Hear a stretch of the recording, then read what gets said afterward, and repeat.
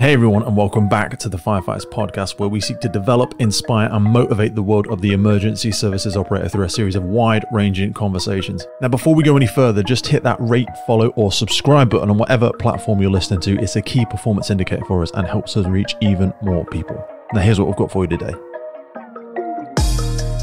Today on the podcast, we're talking about incident command, and I'm speaking with my good friends Andy Bozzo and Will Pigeon. Andy is from Contra Costa County Fire Protection District, fire captain and co-founder of Tablet Command. He is a passionate fire service professional who has done 25 years of fire service experience in CA and Washington State. He has a visionary mind which led him to the conceiving of Tablet Command. He provides many of the conceptual aspects of the foundational of Tablet Command, a leading emergency incident command software company that has been adopted in US and Canada. He's passionate about continuing to improve Tablet Command solutions by using in the field and learning from other users' experiences, whilst of course sharing his own. Prior to working in the fire service industry, Andy was a teacher and attended USC before transferring and completing his BA at Middlebury College in Vermont. And joining him, as I've already said, is Will Pigeon. He stands at the helm of Tablet Command as the CEO and co-founder, steering the company to the forefront of emergency response and incident command management solutions. A native of the East Bay, San Francisco, Will's journey took him from San Diego State University, where he delved into computer science before securing a BS in information systems. He began his fire service career in 1998, taking on roles from a firefighter paramedic to firefighter dispatcher and flight rescue medic, primarily with the San Diego region. In 2005, his path led him to the Contra Costa County Fire Protection District, where he started as a firefighter paramedic before ascending to assistant fire chief in 2018. Will left the fire district at the end of 2020 to work full-time for Tablet Command as its chief technology officer. During his tenure with Contra Costa County, Will has been instrumental in managing the communications division, encompassing the 9/11 Center for Information Technology departments. His vision, entrepreneurial spirit, coupled with his colleague Andy Bozzo's, gave birth to Tablet Command in 2011, which has since revolutionized how public safety professionals across North America respond to manage incidents. So what is Tablet Command? Tablet Command provides the industry-leading mobile CAD, emergency incident response and management solutions to more than 25,000 users and 600 public safety agencies from across the United States and Canada. Tablet Command software solutions enhance safety and operational efficiency for emergency responders on the ground by providing comprehensive real-time information under a single pane of glass. Tablet Command also records operational performance data as a byproduct of the incident management process. The data and insight it can provide has never been done before and has never existed in the public safety sector. So there's a lot to talk about today in terms of incident command and incident response and the management that is supported by systems such as Tablet Command. So without further ado, let's jump in there with Andy and Will, and I will see you on the other side. So Andy, what do most people get wrong when they think about incident command systems? So I think that they think that incident command is overbearing, that it's going to interrupt their operations to aggressively mitigate the problem, which can be fire blowing out of a second floor window or person's trapped. Or any imaginable emergency.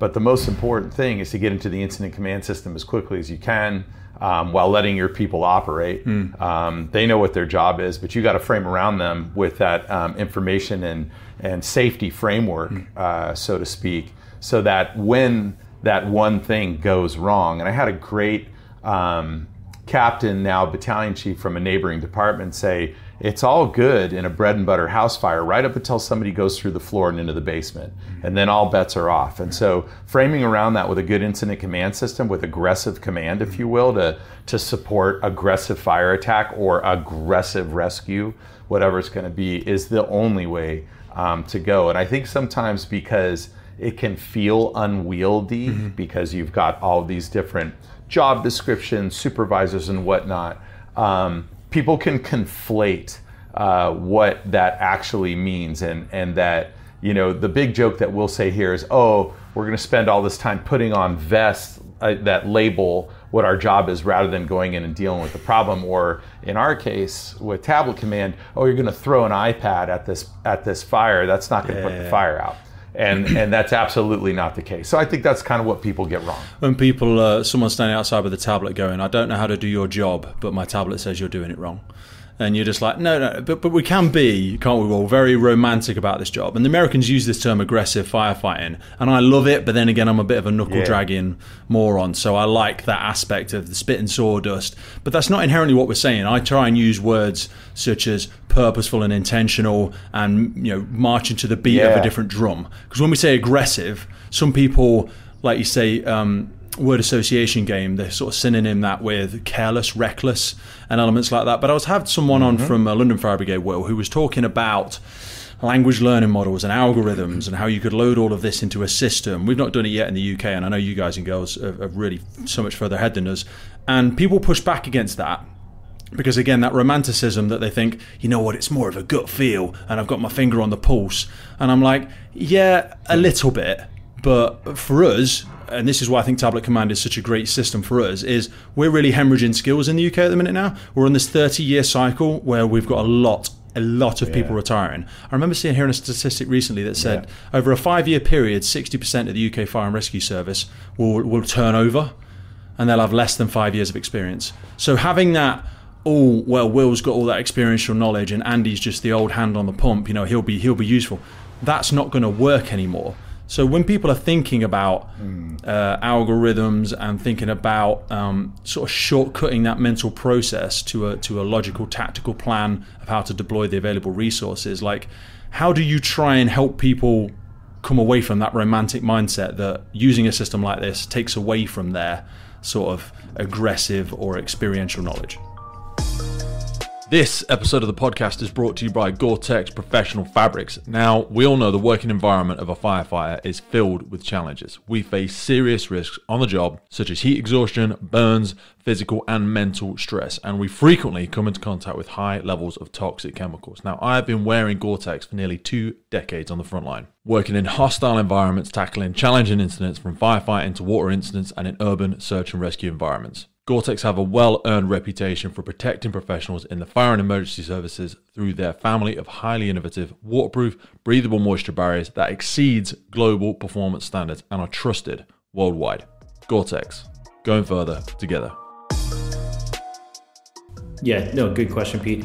In terms of, we haven't done anything with large language models in terms of trying to figure out tactics or anything like that. But Tablet Command, is more of a tool that augments, whether it be your command, whatever your command style is, or your aggressive firefighting force, or it's a tool basically that supports you. So one of the things that we wanted to do as a company when Andy and I built Tablet Command was we didn't want the application to be distracting at all. We didn't want people, focusing on the application. We wanted them focusing on their job. And the skills thing that you mentioned, I think the American Fire Service is having a very similar experience in terms of retirement and experience level, and I think that it's important for the fire service to try to pass on those skills as best we can. But Tablet Command really is more of a tool to augment whatever management style you might have, and then in terms of that gut feel that you mentioned, I think that's important to use whatever tools or tactics or strategy or operational guidelines or policies you might have, but you still have to have that gut feel with that experience. And I think it's like you bring all those things together, and really I think that makes you the most efficient. When we're looking at firefighter accountability, which is something that really stood out to me on the app, because there's something in the UK where we tend to start micromanaging right down to a very low level on incident grounds, Andy. And I see the American model as being much more pushed towards the accountability of the individual firefighter. I wouldn't be so offensive as to say that people run around self-deploying, which is sometimes the interpretation that the UK get. And then when you have an incident or someone falls through the floor, it's hard to take a roll call, or they don't know where everybody is because everybody's bomb burst around it. Just for predominantly the UK audience, could you just help us understand why firefighter accountability is something that is much more encouraged your side of the water, and certainly something that builds into the way the system was put together, I suppose? Yeah, absolutely. I think my father's and my grandfather's fire ground, I'm the first firefighter in my family. I'm just kind of using that proverbially, but 30 years ago, 50 years ago, the fire ground was a little bit more predictable. And I think today there are numerous factors that are leading to that unpredictability in the fire ground, and things are happening very dynamically and very fast. So it's really important in our case that that firefighter and that engineer are really tied to that captain, and that captain knows where they are and how they're operating. Now, they could be operating on an independent side of the fire ground, but that captain needs to be able to be summoned immediately and know, where are you, what are you doing, who, what, when, where, and why at any point during the fire ground. I think the first 7 minutes are the most dangerous. And having an idea, having that information, knowing what the task assigned is, what you're calling them on the radio, what the objective is, those are really important things that we hammer. And in the environment, there are some fire departments a little bit more conservative. There are some fire departments, to use your term, a little bit more intentional about incident mitigation.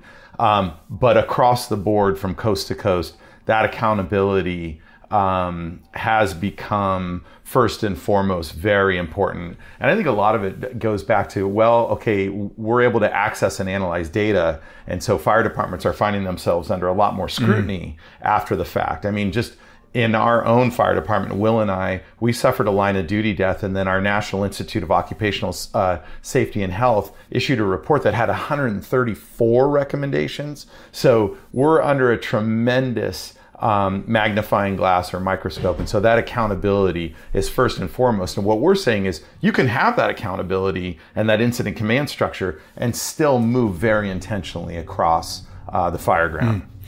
You know, when we talk about this line of duty death element, I had, what's the guy's name? I've got his book somewhere. I had a gentleman on, and he wrote a book around, something around, I don't want you to die and I'm not going to kill myself trying, or something like that. A lot of it was around seatbelt safety. It was Dr. Burton something, American gentleman, fascinating guy. And he spoke about this element of line of duty deaths. Just go down this rabbit hole for 1 second and humour me. There's a bit of a culturism in America, I feel, and please call BS on me if this is the case. We call it a line of duty death, as though it is a perceived expectation that this might happen. Like, I would consider, if I was in the military, a line of duty death could be expected, because part of my job is people might shoot at me out of malice. But the fire just says, to whom it may concern. And really, the fire wasn't our fault, or whatever incident it is we go to. But it is our responsibility to try and find a safe resolution to it. But ultimately, firefighting is physics and chemistry, is predominantly what it is. We'd love to romanticize it more and say that it's a whole bunch more stuff, and it is, and I'm not trying to simplify it in an offensive way. But why do you think it's perceived expectation? We sort of glorify these line of duty deaths, and I'm not for 1 second speaking ill of people that have given their lives in the line of service, but I worry that it's too accepted that we are fast and loose and we haven't had a good understanding of our hazards. I don't think it should be such an expectation that firefighters should think that they might lose their life in the job. It's a potential, but it should be so minute. It should be just as likely as me dying on a construction site or me dying in a factory. It shouldn't be something that is, oh yeah, it happens regular. And we're like, it shouldn't. I mean, help me understand maybe the mindset behind that, Will, and I apologize, this is a random rabbit hole that perhaps we didn't anticipate talking about. I was at a conference just a few days ago, and I was talking to a chief from the East Coast, and he was sharing with me that they had, I believe, 2 line of duty deaths, within the last year or two, and he said he used the term preventable or non-preventable line of duty death, and I agree with you. I think that sometimes we do, have the term line of duty death, and it could be portrayed as potentially accepted as part of the job.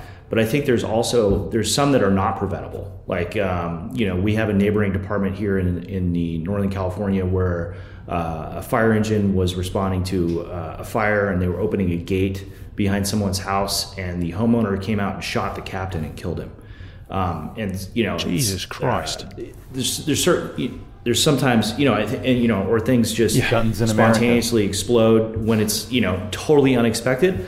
I really, I think that the ones that are preventable, whether being too loose, as you use the term, Pete, or, not having a good structure of command or training, I think those are the ones that I think we, could potentially do a better job. And I think that's what we're always trying to do with these reports and these reviews, and departments constantly looking at each other and themselves to try to make things, improved. But no, I see what you're saying. But sometimes it's just, we're in a dangerous job, and sometimes things just happen. Might I chime in on that as well? One of our risk management model is 3 parts. It's we will risk a lot to save a savable life. The savable life part sometimes is omitted or glossed over.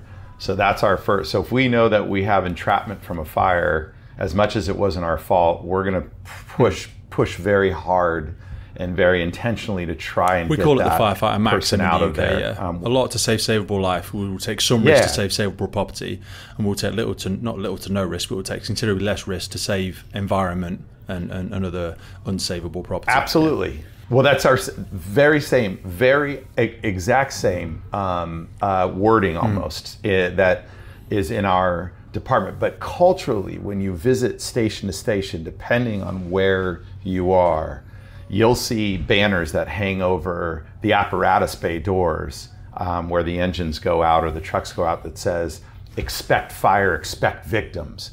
So we sometimes see the pendulum swing to where you'll see a house that what we would say is fully involved, where you can't really expect that there's a savable life in there. And folks will make an interior attack, and it's like, hey, we really, we kicked ass on that fire. That was awesome. It's like, for what? That thing's going to get bulldozed tomorrow. So it's kind of on us as incident commanders to be like, sorry guys, nobody's going in there. One of the most compelling stories that I read, and I've heard him speak, was a chief in Worcester, I think in Massachusetts. And it was during a cold storage fire, and I think at the end of the day, 7 lives were lost in a fire because there were reports that there might be homeless people that had broken into an old cold storage facility and were possibly trapped. And it was a maze, a labyrinth of different twists and turns under heat and smoke. And the chief finally barred the door and said, nobody else is going in there. And the guys wanted to kill him. Hey, our guys are in there, blah, blah, blah.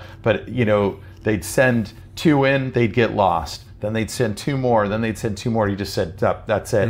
We're not, nobody else is going in there. And so there is this push and pull within the American Fire Service around that idea, and then when you go to a line of duty death funeral, the pageantry is beyond. It's like a coronation is a great way to put it. And so we should honor the fallen 100%.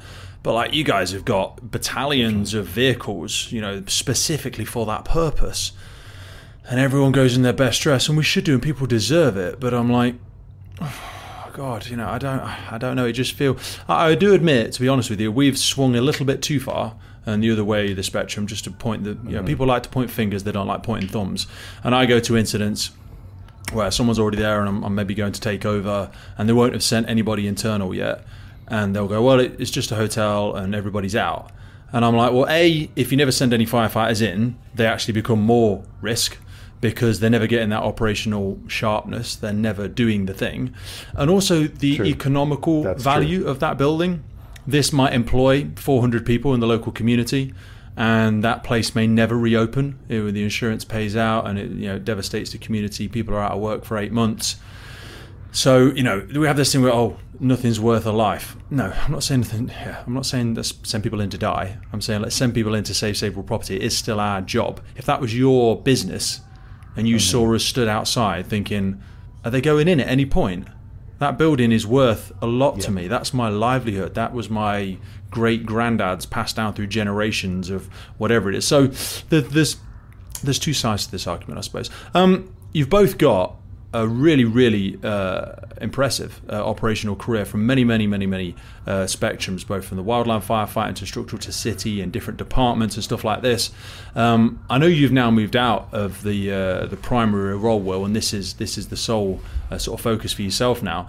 Talk to me about the origin story of how you saw the gap in the market for what this is. How did you go? Because they always say it's a very subtle difference between obvious and oblivious. And so when someone creates this, you go, oh, that's obvious. So we needed to do that.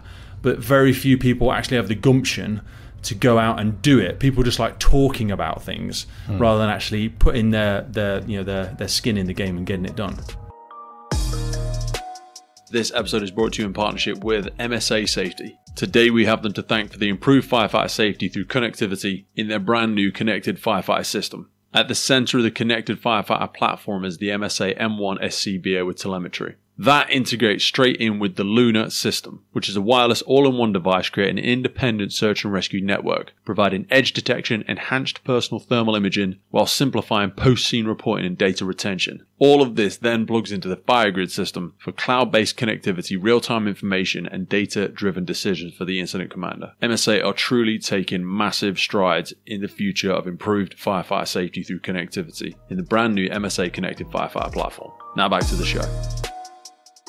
Yeah, the origin story goes really to, in terms of the idea, goes to Andy. I want to definitely give credit to Andy. Andy had the idea about playing words. He was playing words with friends with somebody kind of halfway across the United States, and he had this epiphany. He's like, why can't this letter that he's dragging out to the board be an assignment? I'm dragging him out to an assignment. It could be an engine company or a truck company with 3 personnel on it with the point score. So it was like, and it was after the iPad came out, I think, which was in 2009.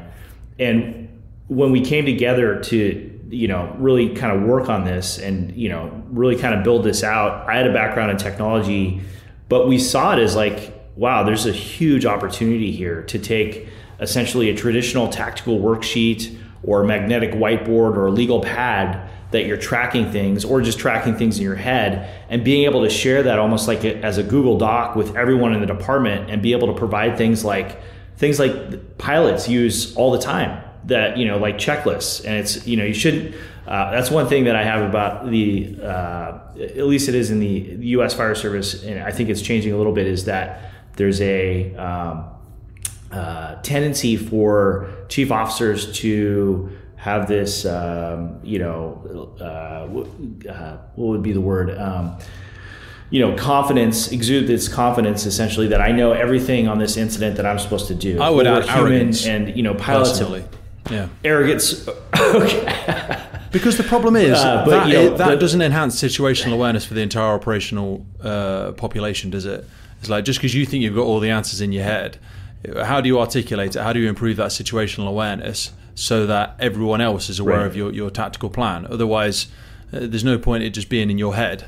And like you say, the problem with those old boards is it's not a live, evolving thing, and the incident ground is. It's like you're always trying to hit a moving target with an incident, and we have these recording systems which are always 1, 2, 3 steps behind or 20 minutes behind. Do you know what I mean? They're not relevant. They don't get updated, and the comms is just not there to sustain that situational awareness for other officers coming onto the incident ground. Yeah, what I was talking about, Pete, was like, our application also provides for customized checklists for a department to whatever your operational policies are. And like the aviation industry, pilots use checklists all the time, and they're not ashamed, and they're actually required to use checklists in some regards. And I think that at least in the U.S. Fire Service, there's essentially, people tend to say, I've got this, I know all this. And I think on a residential structure fire, the bread and butter, I think that they do have it because they're doing it all the time. But I think there should be nothing wrong. And I think we should actually start changing the culture that when you do have essentially somebody trapped, or you have a hazmat incident that maybe you haven't run, or here in the United States, an active shooter, you should go through a checklist and kind of use that tool. But to answer your question, when we built the application, we got feedback from some U.S. fire chiefs saying you needed to take this standalone application and tie it into the 911 center so we get the call data automatically. Mm-hmm. So as units are assigned or they swap out because they're closer or they're on a medical and they're going to a structure fire, the units just pop in there. And that's one of the hugest advantages to Tablet Command, is there's no going back and saying, hey, a communication center, who's on my second, third alarm? And it's all right there. It's just a simple drag and drop. Beautiful. Andy, when you first started seeing this come together, and I mean, as an example, earlier this year you presented it at FDIC, as it was probably more of a completed model at that point in time. What are the common pushbacks that you get against it? Because we've obviously heard that quite a few people do immediately fall in love with it, but there will be some pushbacks where people think you perhaps, like the checklist example, I don't know if some people perceive it as condescending or something like that, but what are some of the common pushbacks you get with it? Honestly, I think it's really well received. I think their own perception of their readiness for technology in their department on a cultural basis is probably the biggest pushback. We'll get to the first pushback comes from, all right, I'm going to introduce technology onto the fireground. Before they see it, they'll say, oh, no way, technology doesn't belong on the fireground. There's still a bit of a technophobic culture that runs around the American Fire Service. We like to say 200 years of tradition unimpeded by progress. So, you can even push, yeah. Well, you can even say that the SCBA, there was probably pushback. That thing's going to slow me down. I can't get underneath the fire, whatever. SCBA, that was, flash hoods. 50, when we first 60. saw it in flash hoods and fire hoods, people were like, but that's my gauge, and the top of my ears are burning and all this sort of shit. Exactly. Like, the fuck are you on about? This is just ridiculous. Yeah. Yep. Exactly. So that's the first that's the first layer we have to push through. Is okay, we get you, but what are you doing? The follow-up question for us is, what are you doing for incident command? Well, I use whiteboards or I use a pad and paper. So then our counter to that argument is, okay, great. Now, do you have a hard time writing down all those units on a multi-alarm fire? Yeah, it's really hard. It's hard. And it's like, okay, what if somebody did that for you on this tablet? Well, and then the barriers lower pretty quickly. Then the pushback becomes, well, politically it'll never happen, or I don't have the money, or we're not tech forward in this department. And so sometimes there are layers of, I don't want to say excuses, but perceived barriers that we really have to workshop with them to get them to understand that this is an appropriate application for them. It's not going to interrupt their culture or the way that they do business.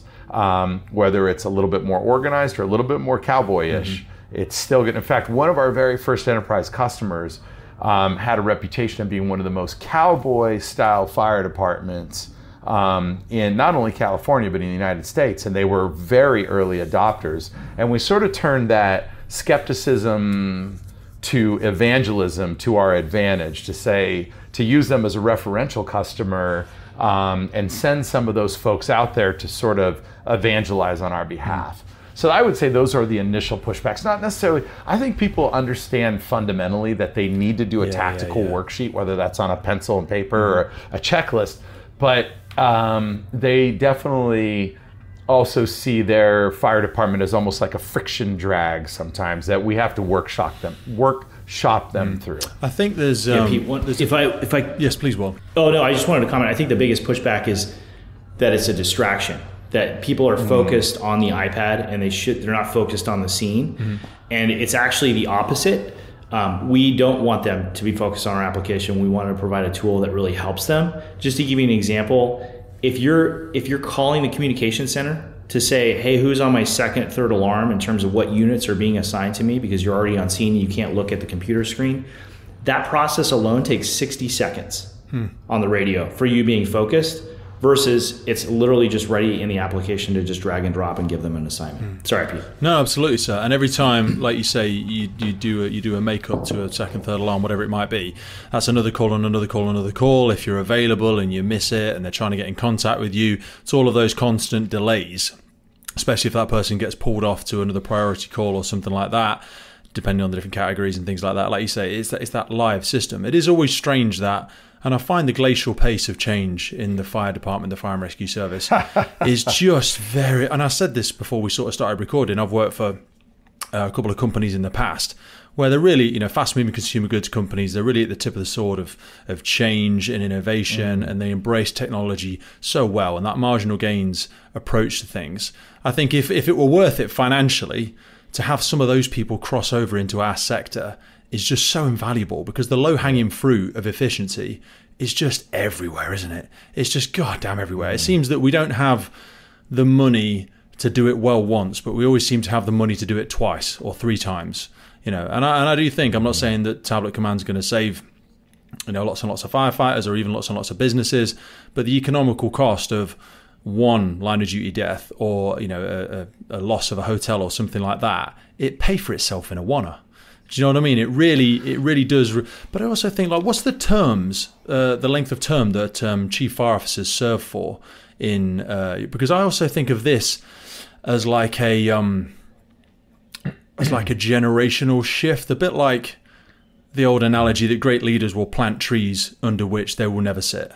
Do you know what I mean? It's like, this is a change you could pay for and you see the benefit of it. When you see the benefit immediately, but you might offset the cost over 3, 4, 5 years. And I see this in government, certainly in the UK, where they have a couple of years term, or in America you have 4-year terms and stuff like that. The 6 to 10 year goals, sometimes, and this wouldn't take 10 years to pay off, but people don't tend to do those because they're long-term beneficials. Do you know what I mean? And you almost have to take that initial hit.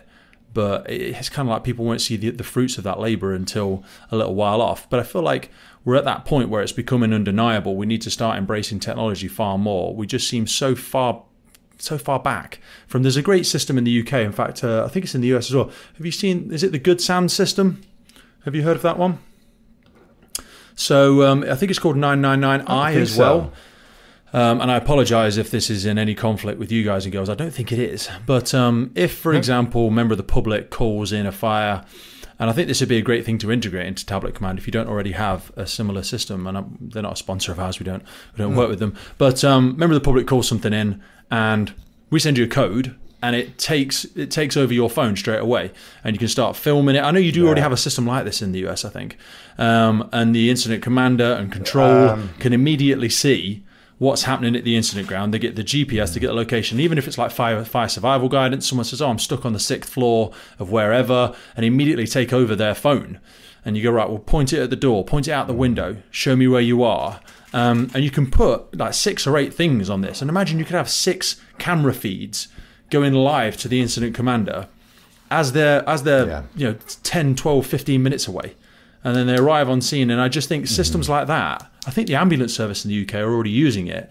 But like, this is not new stuff. You know, when you see technology collide, when GPS met phones, and then all of a sudden we've got Google Maps and everything like that. We're at this point now where technology is just colliding, and the atoms of sort of innovation that spark off from that, similar to Tablet Command, there's actually several systems really pouring into the efficiency of this, and we're just so far behind in the fire department, I feel. Yeah, no, absolutely. I mean, going back to one thing that you said, I just sat at a conference at a table full of fire chiefs from around the United States. 3 of them are very avid Tablet Command users, and one of them made a very bold statement that we've been really trying to, pinpoint and put our finger on and measure it from a quantitative standpoint. But he said the very bold statement, which warmed my heart: you guys at Tablet Command are saving lives you don't even know about. And so to your point about, we're planting trees that we may not be able to sit under, having that accountability, having that shared information platform, having that situational awareness, having those bits of intelligence that are digestible in the moment, those are really, really important as we approach these emergencies that are very dynamic, they're very quickly growing. And so that is something that, we're really trying to quantify, because as we go back to the line of duty death. The bottom line about the line of duty death is not only does it have ramifications from an emotional, physical, psychological standpoint, spiritual standpoint, but the ramifications financially and fiscally for an organization are also equally as detrimental. I kind of did some cocktail napkin math, and it costs between about $3 and $6 million for a firefighter to get killed. It costs more if they get gravely injured for an organization. From an that's the thing, isn't it? We focus on the fatality, standpoint. But if you have a life-changing injury that's going to affect you for the next 40 years, the cost of that is tremendous. Yeah, it's just, and so, maybe we're a little bit hesitant to like throw actuarials at it amongst the brotherhood, if you will, because we don't want to be interpreted as gross or trying to, minimize someone's life down to, counting beans. But the bottom line is that, when you measure the cost of a slap and dash home that goes up in flames versus the cost of that firefighter's life, they're not equal. We're not on equal terms there. So. The team here at the podcast are extremely excited to announce our brand new partnership with Patrol Store UK. Patrol Store has been serving the UK's police, fire and emergency communities and first responder sector since 2008, providing leading brands such as Hikes, Magnum, 511, Nebo, Op Zulu, Highlander, AKU and many, many more of our favourites. They are now also supplying bespoke uniform, PPE and station workwear to fire services around the UK. So for all our listeners that are part of your USAR, your HEART team, your ISAR team, your armed response teams, your fire investigation, your NALO, your hazmat and all of the training departments that have got your own budgets, be sure to get the absolute best for your team at a realistic price by contacting Aaron and the team at Patrol Store and referencing the Firefighters podcast. Patrol Store will also be taking part in our listener competition giveaways as well as providing unique discounts to podcast listeners. So for people that are always asking about Hikes boots as an example, that is one unique discount code that is coming to you very soon through Patrol Store. We've also got some incredible bags. I mean, the Op Zulu bags are a game changer. So you know the really Gucci and expensive tactical black bags that everyone's using in CrossFit workouts and taking to the gym and taking to stations? Well, they've basically got that, but it's made better and costs less, because they're not slapping some Gucci expensive brand name on it and it's giving you what you want on a first responder salary. Be sure to keep your eyes in the notes of the episodes for links to unique offers and discount codes. And if you're looking to buy well and buy once, be sure to get in the notes and head over to Patrol Store UK. Now back to the show. How did you get over the integration element with the dispatchers and with, I mean, Will, you had a background as a dispatcher, trying to get new systems like this in to work seamlessly with people like that, and also maybe talk to me about the challenges you faced as operational staff trying to bring in a system that was ultimately your own business. Because people have a real issue with that. Like, we're always walking the fine line with the podcast. But the irony is, individuals such as yourself, well, certainly with the technology background as well, that sort of diverse thinking about the way we go about the sort of complex and ever evolving challenges that, because the job has gotten a lot more complex. 40 years ago when people joined, it was all just structure fires. Now it's hazmat, rope rescue, animal rescue, wildfire.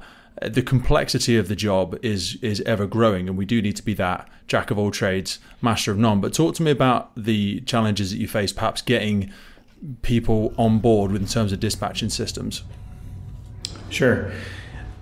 Well, we started, but Andy and I were both working for Contra Costa, and at the time we had a very friendly fire chief, and we shared with him kind of what we were working towards, and that we built this standalone application, and we wanted them to be kind of the test bed, if you will. And so we created essentially an agreement with the fire district at the time, basically, that they would allow us to integrate into their system, of course, with the support of their IT staff. And we had somebody that I came across, talking to all these different departments throughout the United States in terms of technology. And we really recognized that I found a gem of a person, an absolute diamond of a person, somebody that was working for a municipality in an IT capacity, but was able to code and build that integration and be able to share that data up into our API and into the cloud. And so we did that first with Contra Costa, and then every time that we come across, there's probably, I would say, somewhere around 50 different computer-aided dispatch or 911 systems, in terms of tracking resources. And as we've accomplished all the big ones here in the United States, Motorola, Central Square, Hexagon. And so when we build those, it makes it much easier to do that integration with that next customer. It's much simpler. And then in terms of from a business operations perspective, Andy and I had to be very, very careful, and I'm sure you do as well, like you said with the podcast. But when we were essentially building Tablet Command and working in the fire district, we basically just gave the service to Contra Costa Fire for a long duration for free, really. So there was no conflict of interest, and they were our test bed. And if they had feedback, whether it be the integration, the data, we would hear them and make changes. And then any time that the fire district was making a business decision, I always I was in the communication center for a short term as a company officer, as a captain, and then as an assistant chief, I had the communication center as well. And any time that the fire district was going to make a business decision, I always excluded myself from that and made it clear that I don't want to be part of that decision. I want them to make that decision on their own. That's kind of how we handled it. I don't know if Andy has anything else to say, but it pretty much in line. No, that's right on the money. We just had to walk a very fine line because we were introducing something entirely new into the fire service, and this perception of technology. Oh, you guys are going to be millionaires. Oh, what are you going to be a bunch of big shots? So we had to really kind of keep it real. But also, in that respect, what's wrong with that? Work at busy fire stations. I think we deserve nothing. it. Yeah. People say it with the podcast, and let's get a bit of a reality check. We don't provide the same sorts of solutions as Tablet Command by any stretch of the imagination. There's no real competition against what I do. I'm just here flapping my gums, being willing to sound stupid on a weekly basis to bring interesting and knowledgeable people such as yourself to the floor. But there is a real challenge whereby probably the people that should come up with these systems the most are inclined to the least, because they can be very romantic about the way in which they've always done it. They always say firefighters hate two things. They hate it the way it is, and they hate change. And it's just like, it's just a very difficult circle to try and square. I wanted to ask you around, I suppose it echoes over that element of accountability, but certainly for people in the UK, and just to try and translate the sell, not that it should be a sell, but one thing we're big on now through a lot of big debriefs we've done in the past is trying to connect the dots after the fact. So as an example, when we get first on scene, we should do a first impressions message, and then we should send our first message within the first sort of 15 minutes. And that'll be like an informative message. And effectively what that's doing is it's time stamping the fact that we've done some form of an analytical risk assessment or dynamic risk assessment for a legal justification as to why we're going offensive or defensive, how we've married up that balance in our head that would suggest we have carried out some sort of risk assessment that's not yet been documented, and that timestamps it from a legal perspective. But this is a system that when I was looking at the checklists and I was looking at timestamping, the maneuverability and benchmarking against different elements as the incident progresses, just walk me through that like a child, just for people who are unfamiliar with how beneficial this could be from tracking the decision-making processes from a legal perspective, and really getting a very quick, because also we do, like, after we've been there for a little while and we've got a bunch of trucks there, we might start filling out an analytical risk assessment to formally document the risks on the incident ground. And this is a massive piece of paper that they usually give it to an inexperienced firefighter or sometimes a commander that's got nothing else to do. And they'll just wander around the fire ground writing down generic things and putting a number against it. And then that goes on the command and control pump. No one ever looks at it really. No one really goes over the fireground radio and tells everybody about the risks that would enhance that situational awareness. It's more of a paperwork exercise for when the shit hits the proverbial fan, if anybody hurts themselves. But help us understand how this formally, in a live manner, would give that finger on the pulse of the decision-making processes benchmarked against these checklists we've already spoken about.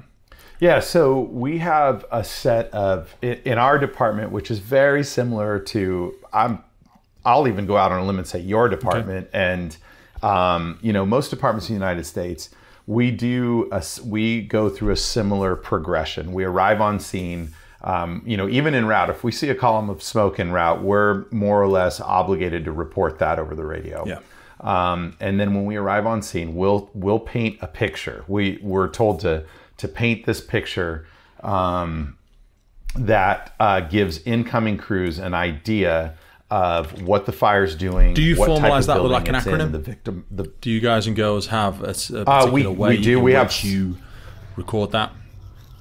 Yeah, there's several. So the one that I was brought up on was stop and see, size, type, occupancy, percentage involvement, additional alarms, notable details, directives, and then the C is you have to establish command.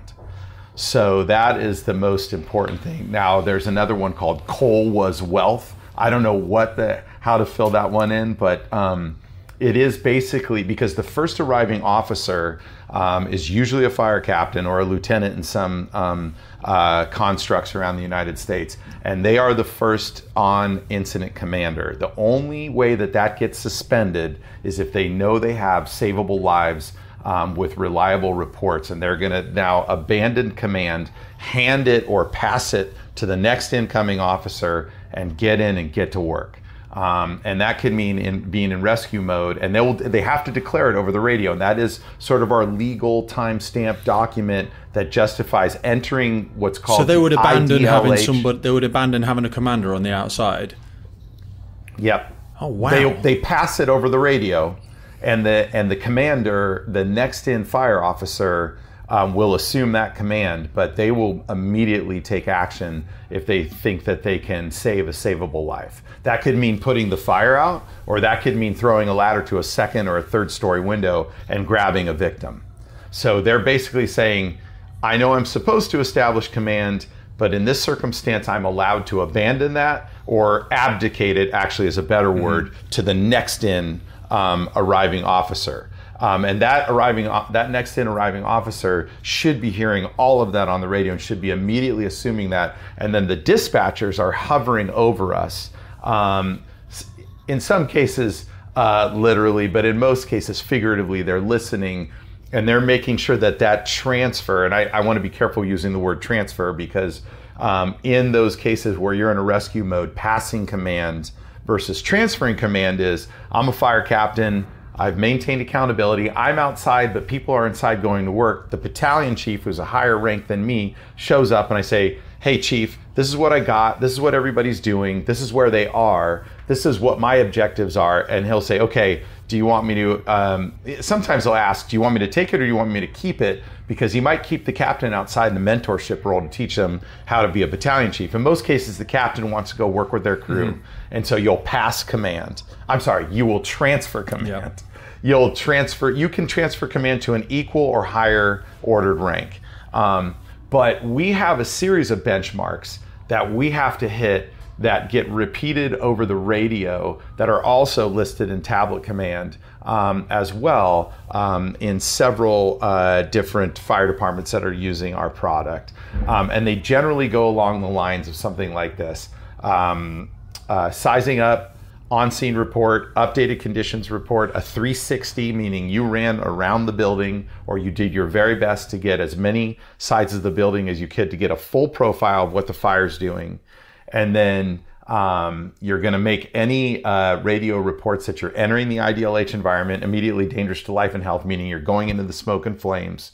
You're also establishing a backup team, which we call 2 out, or a RIC, which is a rapid intervention crew. So you can establish a 2 out as sort of a placeholder, as like lifeguards for the firefighters, if you will. But then a RIC is a much more formalized, more heavily equipped set of personnel that are softening the building. They're looking at multiple entry points in case they need to go in and grab you if you get into trouble. And we're saying that in a progression throughout the course of the incident on the radio, on our tactical channels, but also on our command channels. And so a good incident commander is basically following that checklist and hitting that. That used to be in a document form as what we would call a tactical worksheet, but now we're sort of time stamping that with a much easier interface. And I'm assuming your dispatchers can gist. see that information as it evolves as well, and ideally, other commanders can look at it whilst they're mobile to the scene, because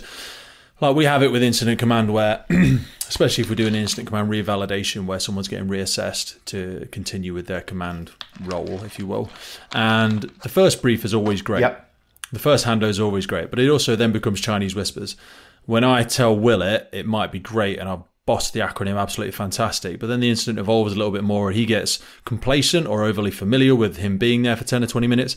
Andy finally arrives and the handover that he gives to Andy is not completely unrecognizable from what I've said, but there might be many crucial elements that have been assumed or missed because Will has been here for quite some time now. And I just think having a more formal approach to writing them down and time stamping them, like if we're on a medical call, we talk about taking observations every 5 or 10 minutes so we can see the progression or this person's debilitation as they start to descend, the pulse has changed, whatever it might be.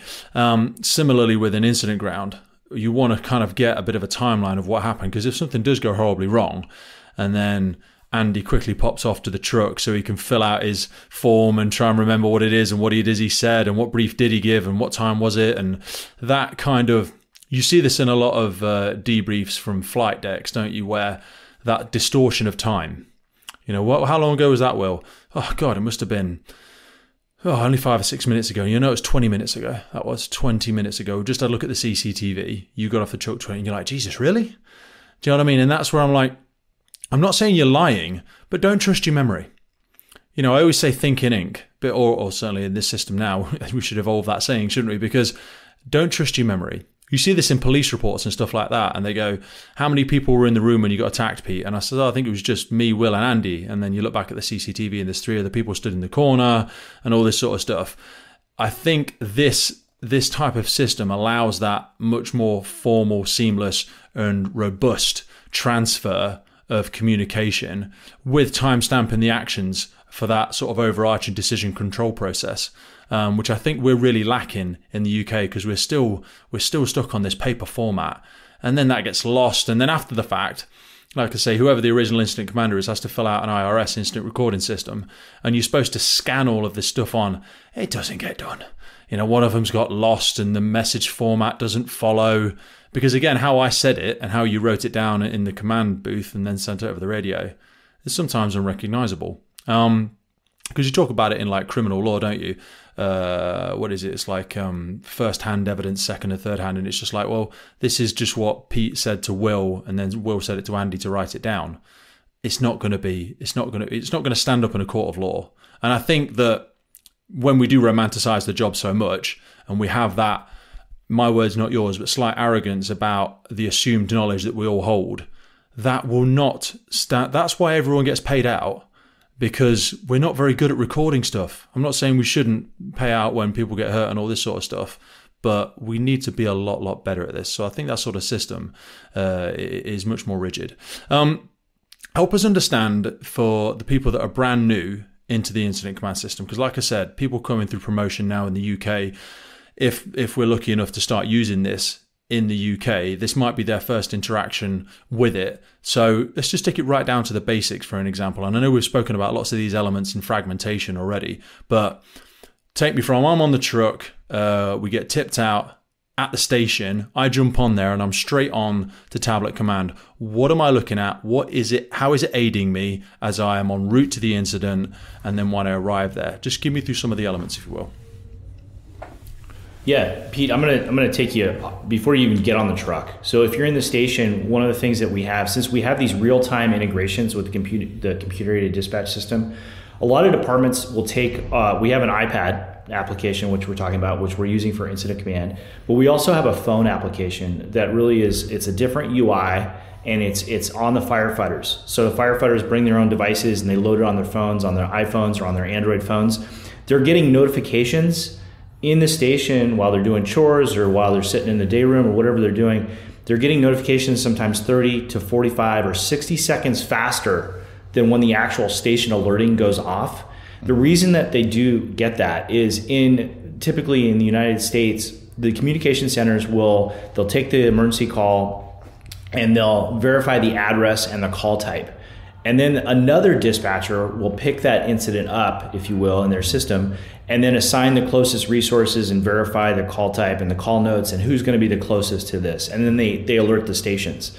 What we do is, as soon as the address and call type are verified, everyone in the department gets a notification for a structure fire. Nice. Or a hazardous material or a vehicle accident with rescue. And each user can choose what they want to be notified for.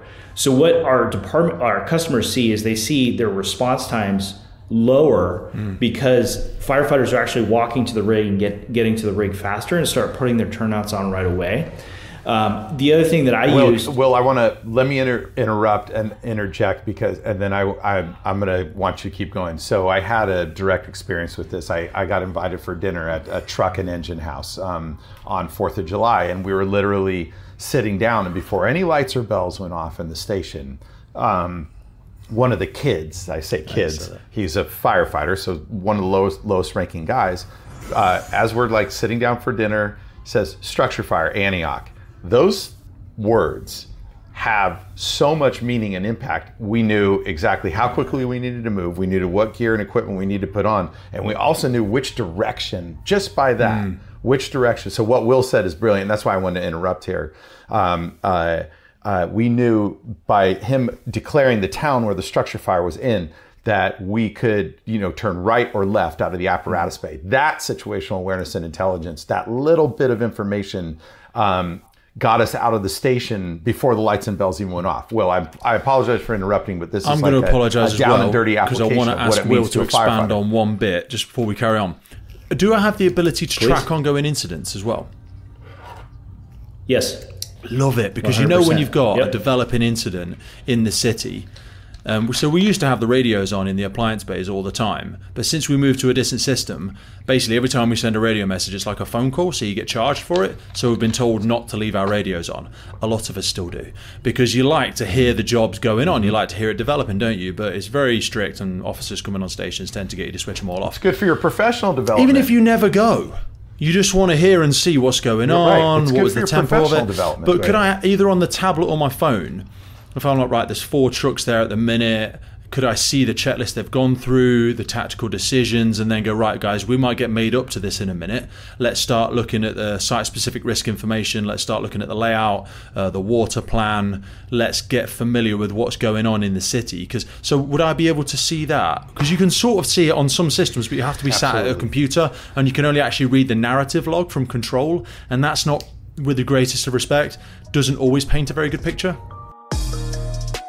Ever heard the quote that true leaders are readers? Well, we believe this is true. Listeners often ask where we go to keep our finger on the pulse of what's happening in the sector globally. So there are a few key publications which I encourage you to go check out. Now, if you're looking for insights on disaster management, fire protection, and firefighting, for us, we go to Asia Pacific Fire Magazine. And when you're looking for the latest on the Middle East fire protection industry and fire services, it's Gulf Fire Magazine. And our quarterly check-in is with International Firefighter Magazine, reporting to municipal, industrial, and fire training professionals. Now, next up, and widely accepted to be the global voice for passive and active fire protection, this is a good one. It's International Fire Protection Magazine. And finally, and perhaps the most relevant to our predominantly UK audience, I'd strongly suggest subscribing to UK Fire Magazine, reporting to the United Kingdom fire protection industry and fire services. We're really excited to announce that after a long-standing relationship and mutual respect, we've now partnered with MDM Publishing, who bring you all of these essential publications. Because in a world of change, the learners shall inherit the earth, while the learned shall find themselves perfectly suited for a world that no longer exists. Eric Hoffer said that, and I believe he was right. So keep growing, keep learning, and keep yourself in the know and at the cutting edge of what's happening globally by dropping into the notes. And as a gift from the podcast, you can actually subscribe to any of these publications for free using the link in our notes. Now back to the show. Yeah. So Pete, it's way better than that. So you could be, you could be at the station. You get notified for that structure fire. So you already have situational awareness. And then if I know the radio system thing that you're talking about, we have a similar thing where we get charged essentially, if you will, across systems. Yeah. And so the same thing goes true in the United States as well. So one, you get all the CAD comments inside the mobile application as well. So you can be a firefighter looking at that. But as they start managing the incident, you can see who's staffed on that engine, on those pumps, on those trucks. You can see where they're placed, where they actually parked. You can see the customized maps in terms of where all the hydrants or the plugs are in terms of, throughout or that area. So it really gives you kind of that situational awareness just from like being in the station and being caught up. Lastly, you can also stream the audio, the tactical, the command, and the radio audio into the application. With just a couple second delay. Yeah. So it gives you that great situational awareness. But that location of appliances as well, for me, like certainly if we're getting somewhere and I'm going to start mobilizing for a turntable ladder or an aero ladder platform, if I don't work at a station like that, I'm not going to have the awareness of the limitations of where I can deploy that resource. But that crew can be looking at that straight away and going, right, what's the incident commander's decision process? There's only 4 or 5 locations we could pitch around this building. He's going to need, or she is going to need to move a few of these resources because I need to be there. And you can already start having that. You can think of your direction of travel, which way I'm coming into the incident. and it saves so much time for something like that. But sorry, well, carry on. So we're getting that live mobilization. I can look back at the incident log. I can hear the narrative. I can see the location of the vehicles and the resources on scene. Then I'm out the doors, and I've got effectively a better, more detailed version of this on the tablet itself. Exactly. And so when I was a driver, we had Tablet Command, we had TC Mobile, the phone application. And so when I was a driver, we in the United States, well, in our department, I can say, and I think a lot of departments in the United States, and I wonder if this is true also, Pete, for you, but we would have a wall map, a huge map of like the city or the town, basically, and we'd have to figure out on the grid where we're supposed to go. When we had TC Mobile as a driver, I never went to the wall map. I would have the map right here on my phone, and I would be walking to the rig and know where it is and figure out how to get there before I even open the door to get into the rig. So, okay, jumping onto the rig now, the captain has all the same details that they would have with their computer-aided dispatch or their mobile data terminal. They also have the vehicle location. They see how the incident's being managed. One of the frustrations that I had as a company officer is you wake up at 3:30 in the morning to be assigned to a second or a third alarm. The incident's already going. And all you're hearing, as soon as you turn the engine on, you just get the radio traffic at that point. And you're just playing catch up, and you're going into a scene you don't know anything about, really. You're trying to figure it out all out of the map.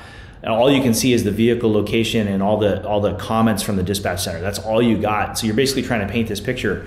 But now you can jump into the rig. You can see how the incident is being managed, where units are assigned, where they're placed on the map, what checklist items or benchmarks have been completed, plus all the comments. What I'm right in saying you can pre-assign tasks for oncoming resources as well? Pre-assign, no. You could. But it's like frowned upon. Okay. However, there are departments that sort of have like pre-assigned, like if you're the fourth due engine, you're doing this for this incident. For an example, with our high-rise incidents in the UK, we've started adopting a task-to-resource model in a lot of places. Yeah. So we'll know what the first, second, third, and fourth, and usually fifth appliance on scene, what role they'll be carrying out. And you can you could theoretically start looking through that list and going, right, we're going to be third on scene. So we're going to be taking these resources and making our way to the bridgehead because this is going to be our role. But when they took away... So we went halfway. So we used to have all the communication over the radio, and then we moved to a mobile data terminal where you would mobilize your incident, but you couldn't see where everybody else was. Mm-hmm. So you didn't know which direction they were coming from, and you didn't know if they were already there because they used to book in attendance over the radio, but now they book in attendance on the MDT, on the mobile data terminal, but you don't see where they are. And you also don't see that they've arrived. So you know who's tipped out because you've got it on the sheet and it says, right, these are the trucks going, and you're guessing. You're going, well, I'm assuming that station's going to get there first because they're closer, but maybe they're already out on task. Maybe they're doing community safety. Maybe they're on the other side of the county or the patch doing something else. And then you rock up and you realize you're first in attendance and you've already briefed your crew in the back, assuming you're going to be going to the bridgehead as the 2IC, as the second incident commander or whatever it might be. And I think like something like this would allow for much more preparedness versus that drop shock. There's always going to be some drop shock because what you perceive to be the case and then the actual visuals when you arrive on scene. But you could get a much more formal organization of your resources through a model like this. Especially with AVL. Mm-hmm. Yeah, automatic vehicle location. Sorry, Will, I keep interrupting. You can see the location of all those things.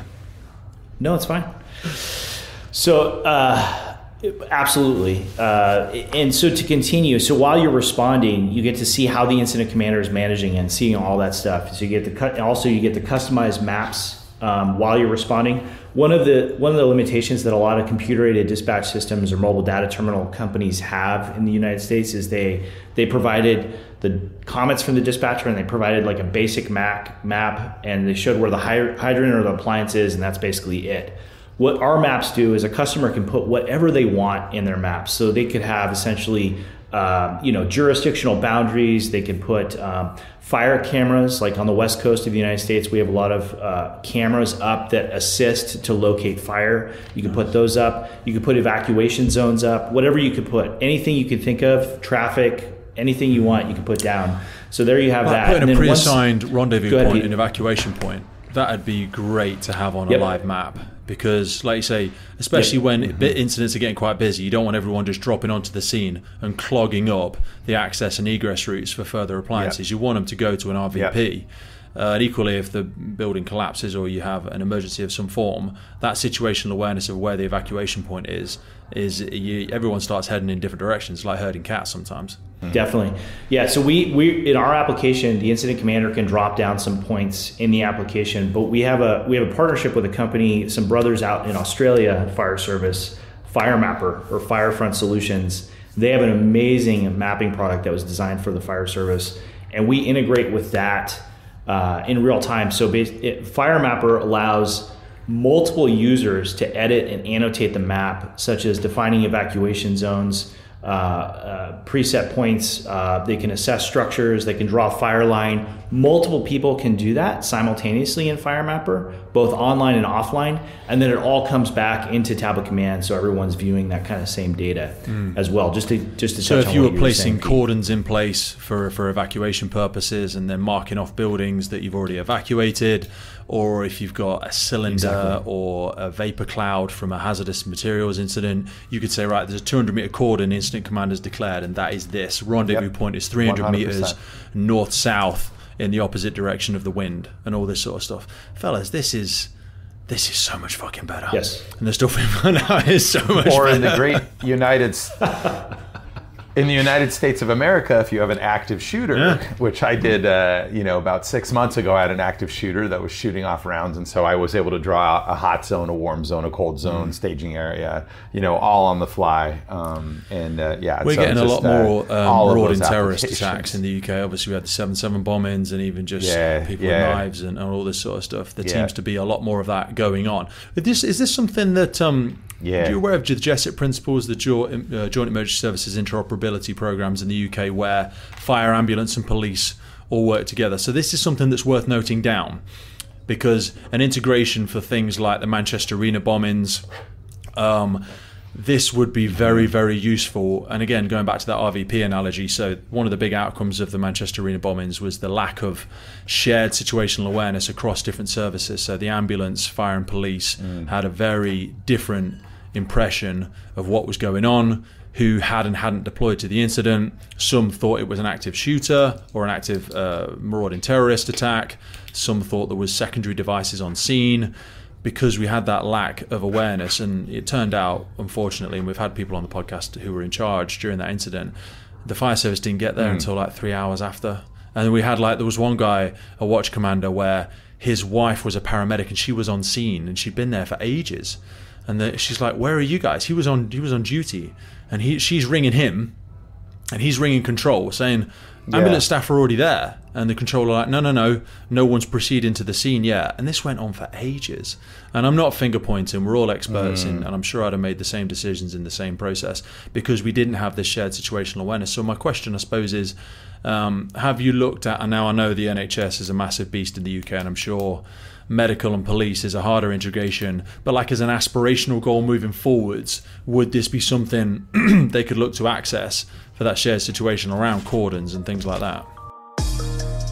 If you're a regular listener to the podcast, then chances are you are big into your own personal development and the development of firefighters around you. So I wanted to remind you of our mobile app Drill Book. This is a free training and development resources made by firefighters for firefighters. Heading on to Drill Book, you will find incident debriefs, radio messages, knots and lines, quick reference guides, quizzes every single day. We've got useful links to the ERG, to Web Rescue, to JESIP, Euro Rescue, 10-second triage, National Operational Guidance, and not to mention our daily quizzes where you will find questions on extrication, casualty handling, breathing apparatus, fire development, water rescue, rope rescue, you name it. It is the go-to resource if you've got a spare 5 minutes on the firehouse to develop yourself and those around you. Not only that, if you're looking to get into the fire service, we've got advice on there on interview questions, interview answers. You can build your own questioning in there. And again, remember, this is built by firefighters for firefighters, so you can add your own drills in there. You can pick the drills that you find the most favorite. There is literally hundreds of training ideas, hundreds of drills in there. Remember, this app is absolutely free and it grows every single day down to the contributions of our thousands and thousands of users. It's freely available on Android, Apple, and you will find it in the links for this podcast. Remember, it's called personal development. The clue's in the name. You've got to work twice as hard on yourself as you do on the job. So always be growing, always be developing.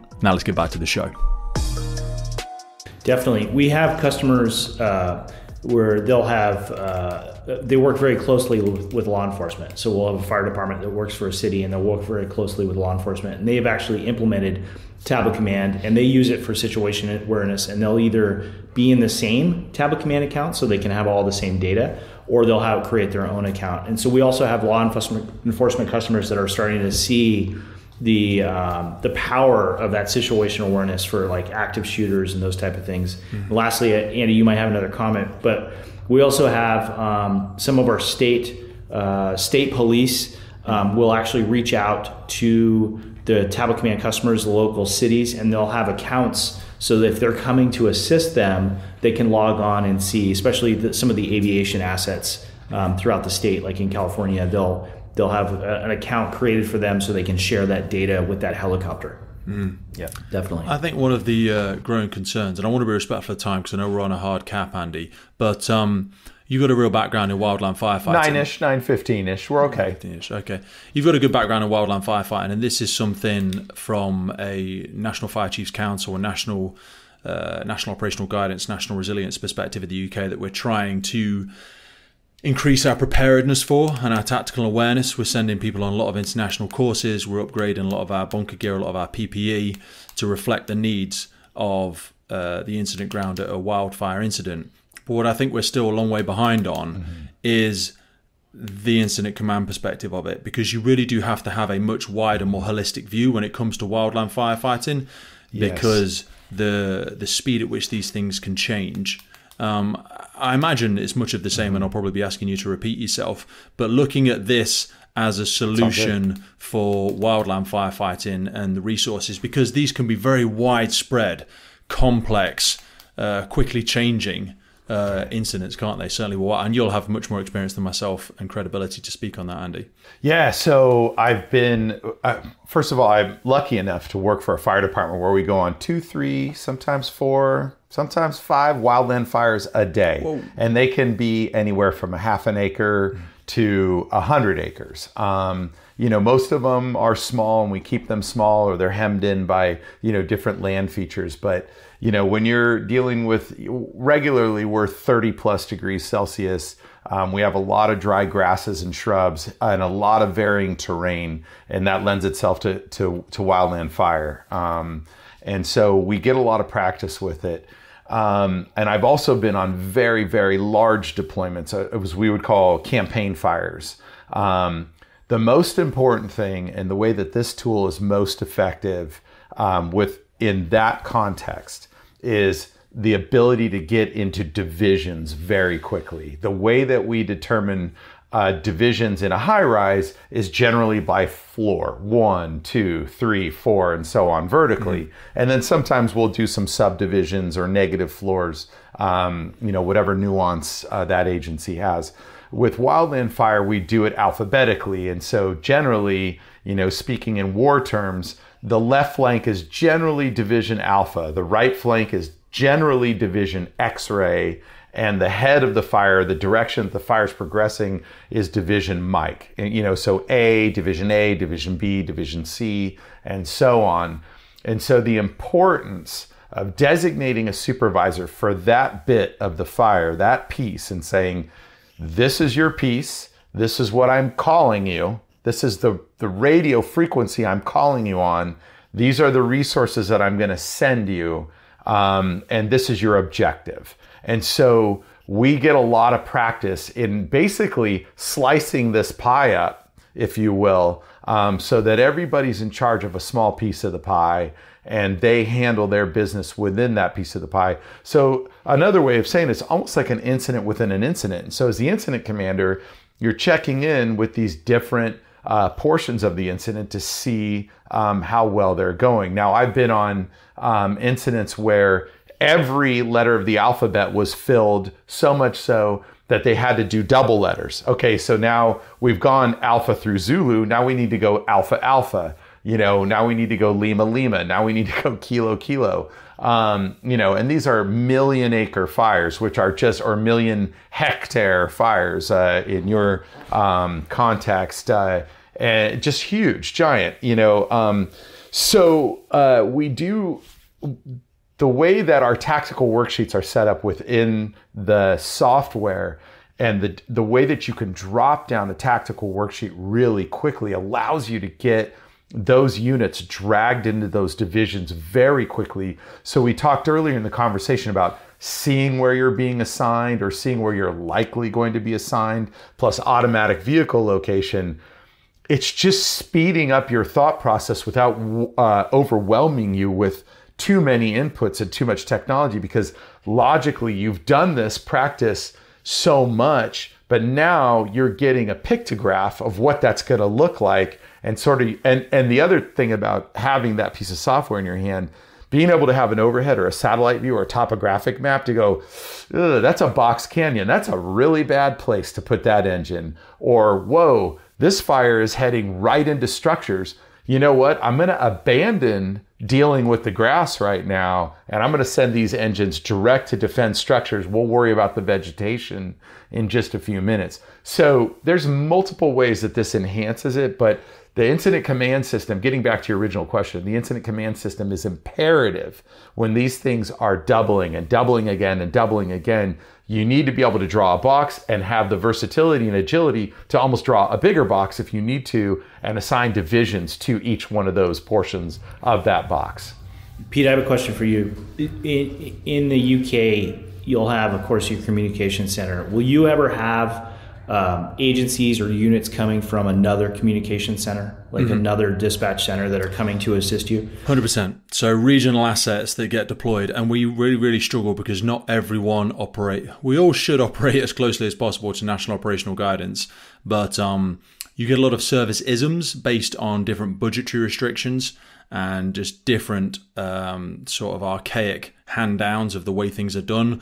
So getting services to work together under that sort of recognized tactical alignment is very difficult for us.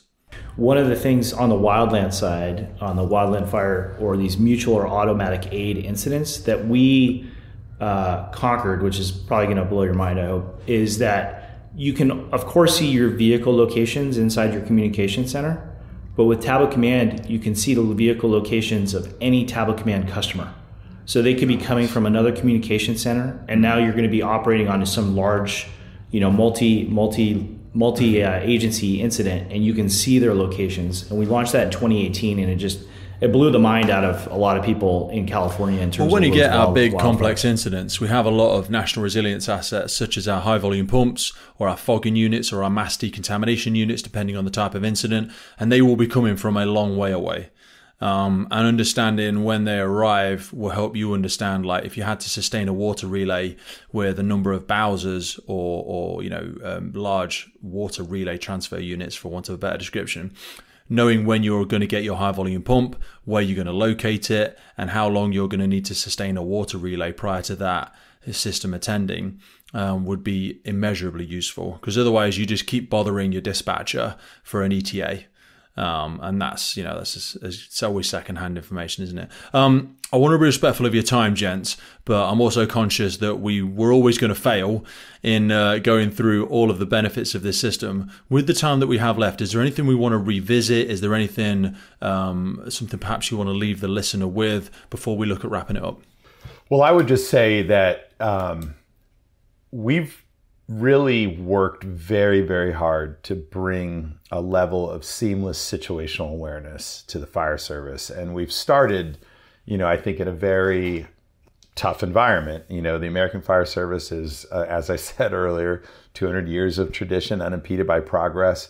And we operate relatively independently, almost like city states. You think back to the mid 15th century and in Italy, and the way the Venetians were warring with the Milanese, and it's a little bit like that. We have these like inner city rivalries and interregional rivalries, and so standardization is something we're always we understand intellectually that we should be doing it, but to get on the same page is a big heavy lift. And so this tool, while maybe we didn't start out to implement it for that end, has really kind of started to achieve that end of this interoperability, this common operating picture, and this elevation in situational awareness that, and I really do hang my hat, and it really does warm my heart when I heard that chief say earlier this week that we're saving lives that we don't even know about. Because when we read about accidents and line of duty deaths, it's always about an accident chain. And early in the chain, things start to go wrong, or early in the sequence, things start to go wrong. So if we can interrupt that through better information, quicker arrival times, and then of course, and I'm going to repeat it again, better situational awareness. I can die a satisfied and happy man that we made an impact, hopefully in the global fire service when it's all said and done. We've done it in the crucible of the American fire service, which, can be perceived, I think, as a bunch of cowboys from across the pond. And so it's been a fun journey. It's been a hard journey. I've lost my hair, but it's all good. From yourself, Will. Yeah, the UI is very simple. We're firefighters that we're building the application, so we understand we're not engineers trying to solve a problem. We're actually firefighters working with engineers trying to solve a problem. It does everything from early notification, enhanced response, situational awareness, provides you tools to manage your incident easier, timestamps things, provides time indicators on individual units and inside the application, records everything that you do. And then we also have some features and functionality that really can tie into different systems. For example, if you have a drone, I don't know how drones are, if they're becoming prolific, they're in the UK with the UK Some fire of our service, larger services have a drone, but a lot of them become regional assets now. But they are fantastic tools to have on the instant ground. Really, really fantastic. Definitely. It's just how do you take that drone video and make it readily available. Typically, it's a link that people have to share, or a password, or you have to come to the incident command pump to show what's going on. So one of the things that we do is you can customize. We have customized buttons that you can define the button to do anything you want. It can go to any link. So basically, any company officers, while responding, if the drone is up, they just hit the drone button, and they immediately get a drone feed that pops up inside the application. Mm-hmm. So, and we just continue to innovate, with customized maps, integrations with like the best in the fire service, like with FireMapper, and we're just continuing trying to make the application better. And it's predominantly, a majority of our personnel are all either in public safety or have been in public safety. Mm-hmm. So. Fellas, I absolutely love it. I think it's similar echoes to myself when I was reading this, and just want to tip the hat for a second to Matt, who's put all of this together and has been very forgiving with my very poor life planning and stuff like that. So tip the hat to Matt. But it's exactly what I think of the podcast. It's made by firefighters for firefighters, and that's exactly what I see as Tablet Command. It's not someone from outside of the sector trying to impose their very limited knowledge on this. It's a beautiful hybrid of technology and authentic experiential learning from seeing the challenges that we face in the ever-evolving fire scenes, and really trying to integrate a lot of the technological advances into that. If people want to learn a little bit more about it, if they look underneath this episode, they will see links to the Twitter, the Facebook, the Instagram, the Threads, the link to the YouTube, and most importantly, but you can go to the Tablet Command website, tabletcommand.com. We'll put a link just underneath this. You can see the places it's been featured in the news and really start going through all of the Tablet Command features. I think we've got a lot of the hardware has been done. We've got all the MDTs. We've got a lot of the infrastructure to facilitate something like this. But I think this is really the sort of gem in the crown jewels that can really put the sweet spot to actually give firefighters something that's very deployable in their hands on the incident ground. So I'm really excited to be able to share this with them, and I really do thank you for your time, gents. Absolutely. Thank you, Pete. It's been an absolute pleasure. Yeah, really appreciate it, Pete. This has been awesome. The Firefighters podcast was created to recognize, acknowledge, inspire, and hopefully even motivate these incredible individuals who have chosen to be part of the first responder community. Our driving purpose is to create a legacy resource for the current and future generations of firefighters and first responders. We get some incredible feedback from listeners and guests, and as the podcast grows, our desire to create longevity and sustainability means that we are asking for the support of our listeners. If you want to support the podcast, if you want to get discounts to our merchandise, hoodies, clothing, coins, patches, tally tallies, and also access to all of the incredible documents get shared with us from our podcast guests and sector leaders, then please head over to our Patreon page, and for just £3 a month, you can support the future of the podcast. Please finally hit that follow, subscribe, or rate button on the platform you're listening, and wherever you're in the world, please support your emergency services responders, and thank you for listening.